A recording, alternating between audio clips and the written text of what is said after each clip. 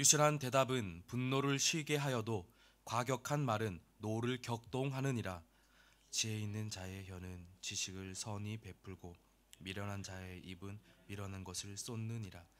여호와의 눈은 어디서든지 악인과 선인을 감찰하시느니라. 온순한 혀는 곧 생명나무이지만 배역한 혀는 마음을 상하게 하느니라. 아비의 훈계를 업신여기는 자는 미련한 자요 경계를 받는 자는 슬기를 얻을 자니라. 의인의 집에는 많은 보물이 있어도 악인의 소득은 고통이 되느니라. 지혜로운 자의 입술은 지식을 전파하여도 미련한 자의 마음은 정함이 없느니라. 악인의 제사는 여호와께서 기뻐하시고 정직한 자의 기도는 그가 기뻐하시느니라. 악인의 길은 여호와께서 미워하셔도 공의를 따라가는 자는 그가 사랑하시느니라. 도를 배반하는 자는 엄한 징계를 받을 것이요 견책을 싫어하는 자는 죽을 것이니라. 스올과 아바돈도 여호와의 앞에 드러나거든 하물며 사람의 마음이리요. 거만한 자는 견책을 받기 좋아하지 아니하며 지혜 있는 자에게로 가지도 아니하니라. 마음이 즐거움은 얼굴을 빛나게 하여도 마음의 근심은 심령을 상하게 하느니라. 명철한 자의 마음은 지식을 요구하고 미련한 자의 입은 미련한 것을 즐기느니라. 고난받는 자는 그 날이 다 험악하나 마음이 즐거운 자는 항상 잔치하느니라. 가산이 적어도 여호와를 경외하는 것이 크게 부하고 번뇌하는 것보다 나으니라. 채소를 먹으며 서로 사랑하는 것이 살찐 소를 먹으며 서로 미워하는 것보다 나으니라. 함께 보겠습니다. 분을 쉽게 내는 자는 다툼을 일으켜도 노하기를 더디하는 자는 시비를 그치게 하느니라. 아멘. 말의 중요성은 일상생활 중에 너무도 자주 경험합니다. 말 한마디를 잘못하는 바람에 서로가 등을 지는 관계를 형성하는가 하면 한마디의 지혜로운 조언으로 인해서 큰 위기를 넘기고 깨어진 관계가 회복되는 경험이 있습니다. 속담에도 말 한마디에 천냥빚을 갚는다고 할 정도로 지혜로운 말 한마디가 또한 부정적인 말 한마디가 우리의 삶에 큰 영향을 미침을 알 수 있습니다. 함께 읽은 본 말씀에 있는 내용들도 잠언 가운데 말의 중요성을 특별히 지속적으로 선포하고 있는데 시작부터 지금까지 빠지지 않고 등장한 주제였습니다. 그만큼 말하는 것이 우리의 삶과 신앙에 큰 영향을 미침을 우리는 알 수 있습니다. 1절, 2절, 4절, 7절 말씀에 보면 적절한 말에 온전한 말의 유익함을 우리에게 이야기해 주고 있습니다. 1절에 유순한 대답은 분노를 쉬게 하고 2절에 지혜 있는 자의 혀는 지식을 선히 베풀고 4절에 온순한 혀는 곧 생명의 나무고 7절에 지혜로운 자의 입술은 지식을 전파한다. 유순한 대답으로 상대방의 분노를 다스리게 하고 다른 이에게 유익이 되는 지식을 베푸는 말. 온순한 혀, 곧 부드럽고 따뜻한 말은 생명나무와 같아서 다른 사람을 위로하고 격려함으로써 그를 살리게 된다고 말하고 있습니다. 건강한 말이 생명과 삶을 격려하고 용기를 북돋아 준다는 것입니다. 상대방의 마음을 아프게 하거나 화를 돋우는 말을 삼가고 겸손한 태도로 주님의 앞에서 사랑의 말을 전할 수 있는 우리의 삶이 되었으면 좋겠습니다. 그리하여 다른 이들을 세우는 말, 다른 이들의 생명을 용기를 북돋아주는 말을 하는 우리 모든 성도님들의 삶이 되길 소망합니다. 반면 그 다음 따라오는 말에는 지혜가 없는 말을 하고 있습니다. 1절에는 과격한 말은 노를 격동하느니라. 2절은 미련한 자의 입은 미련한 것을 쏟느니라. 4절에 패역한 혀는 마음을 상하게 하느니라. 과격한 말은 고통을 주고 상처를 주며 분노를 유발하게 한다고 합니다. 이러한 것은 관계를 더욱더 힘들고 어렵게 만들 뿐입니다. 미련한 말들은 오히려 어리석음을 쏟아내게 하고 더 답답한 상황으로 만들어 버립니다. 또한 거짓 증언이나 비방 같은 이 패역한 혀는 상대방의 영혼까지 상하게 합니다. 여기서 패역한 말은 고집스럽고 속이는 말이라고 의미를 부여할 수 있는데 단순히 마음을 상하게 하는 정도가 아니라 이 상하게에 속해 있는 것은 영혼, 정신까지도 파괴한다는 의미가 숨어 있습니다. 아무렇지도 않게 생각하여 내 마음의 악함을 가지고 저 사람을 비방하고자 말했지만 그 비방하는 말 한마디 가운데 저 사람의 영혼과 정신까지 파괴되고 무너질 수도 있다는 말입니다. 말의 긍정성과 말의 부정성, 사람의 생사를 결정하고 사람의 마음과 영혼까지도 피폐하게 만들 정도로 큰 영역이 있다고 말하고 있습니다. 이것을 우리 마음 가운데 잘 새기셔서 하나님께서 왜 이렇게 지속적으로 우리에게 말씀해 주시는가, 왜 하나님께서 우리에게 이렇게 반복적으로 말씀하시는가를 오늘 이 시간 진지하게 고민하시며 다시금 마음속에 새길 수 있는 우리의 시간, 우리의 마음들이 되기를 소망합니다. 이어서 성경은 마음에 대해서 우리에게 강조합니다. 미련한 자의 마음은 정함이 없다.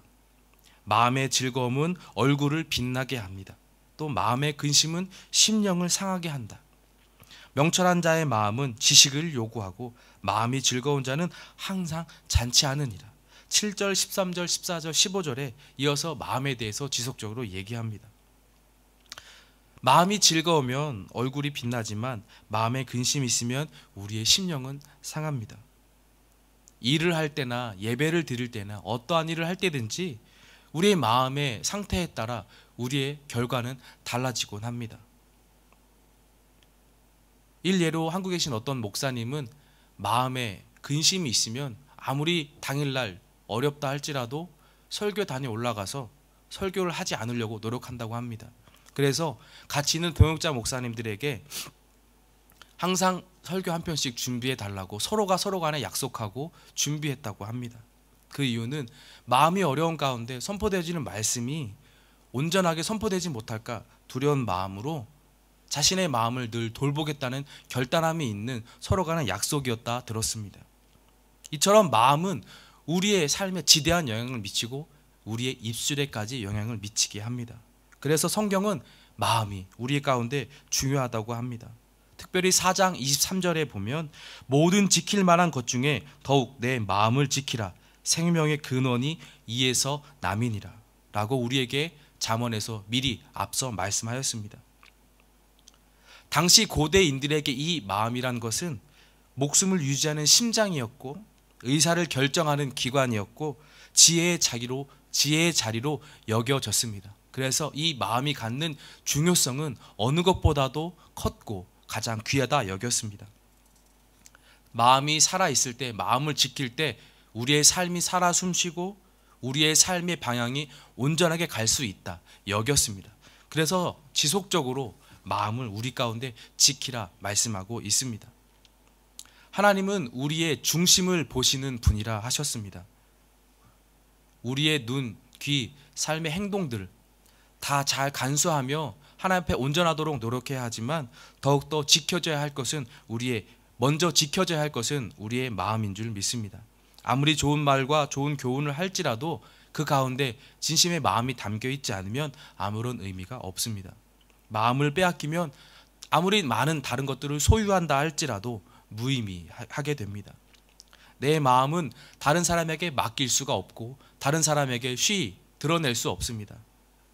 그래서 우리는 늘 성령 하나님께 기도하며 내어드리며 온전히 나를 주장해 달라고 기도하며 맡겨드려야 할 줄 믿습니다.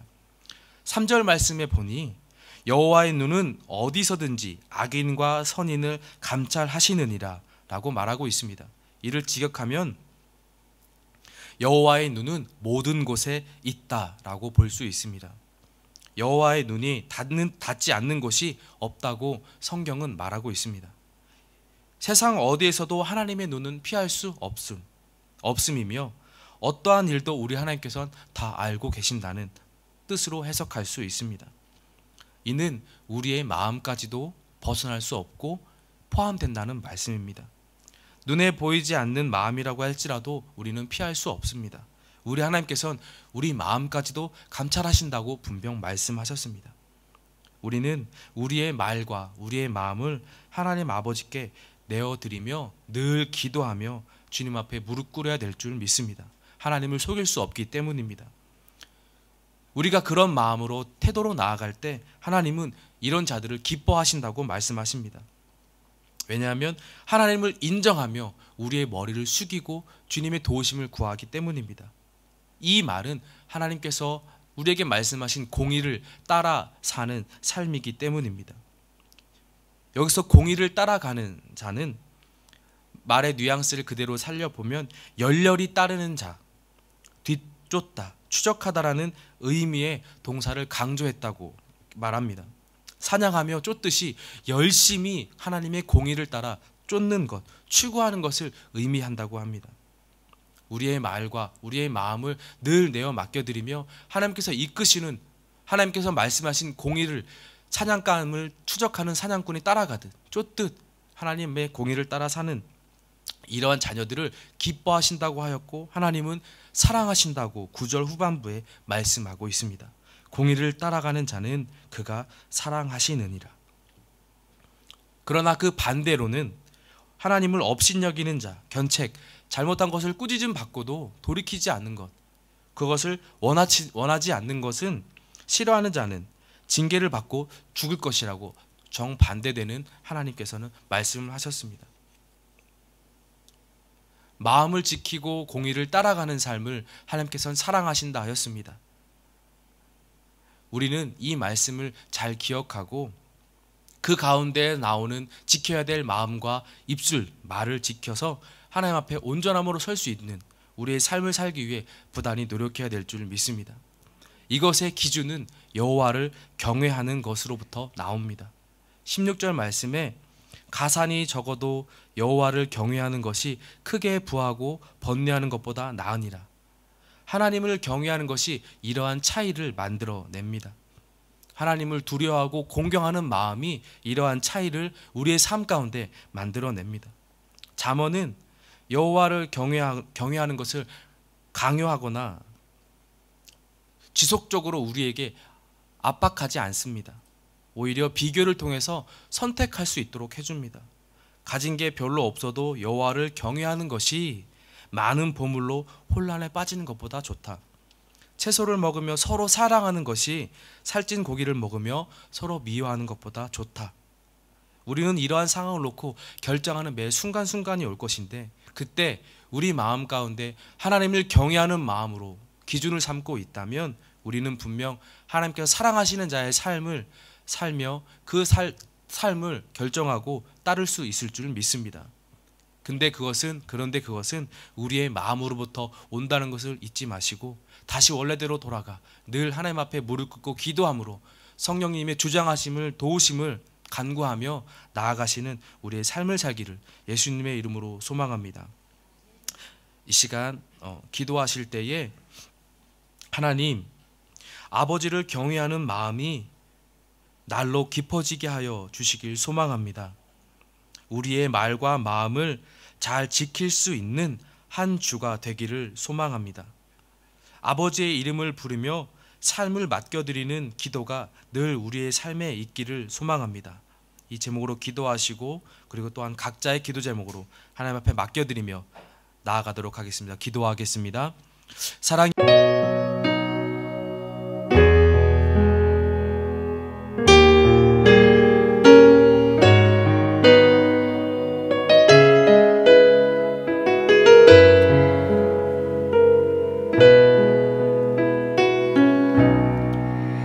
나 같은 사람도 사랑하시나요?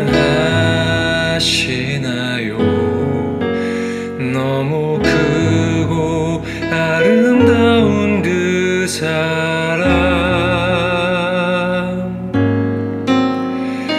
그 사랑 내 맘 넘치니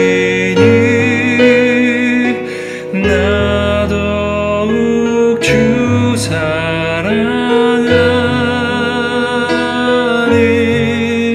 나의 하나님 살아계시